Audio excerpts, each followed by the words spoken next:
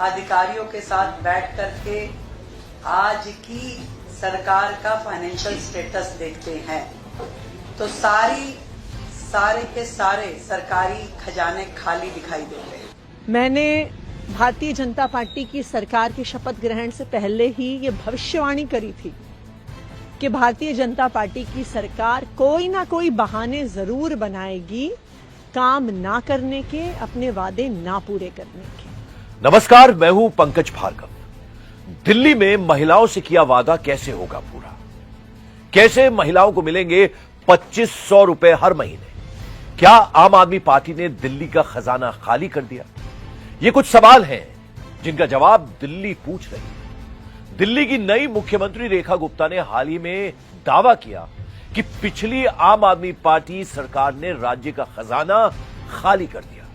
फिर भी उन्होंने भरोसा दिलाया है कि बीजेपी सरकार अपनी महत्वाकांक्षी महिला समृद्धि योजना को जरूर लागू करेगी। इस योजना के तहत दिल्ली की पात्र महिलाओं को हर महीने 2500 रुपए की आर्थिक मदद दी जाएगी। मुख्यमंत्री रेखा गुप्ता ने कहा कि इस योजना को लागू करने के लिए अधिकारियों के साथ कई दौर की बैठकें हो चुकी हैं।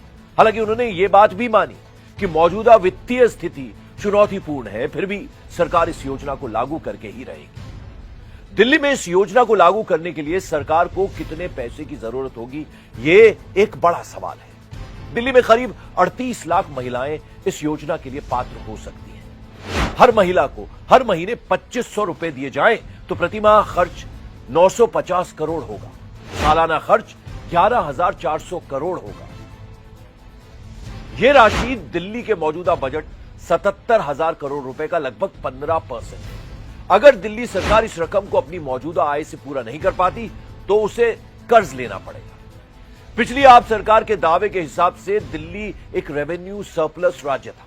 विधानसभा में विपक्ष की चुनी गई नई नेता आतिशी ने रेखा गुप्ता को जवाब दिया और कहा कि जब 2015 में आम आदमी की सरकार बनी थी तब दिल्ली के कुल बजट केवल 30,000 करोड़ रुपए था। इसी सरकार में पिछले 10 वर्षों में बजट बढ़कर 77,000 करोड़ रुपए हो गया।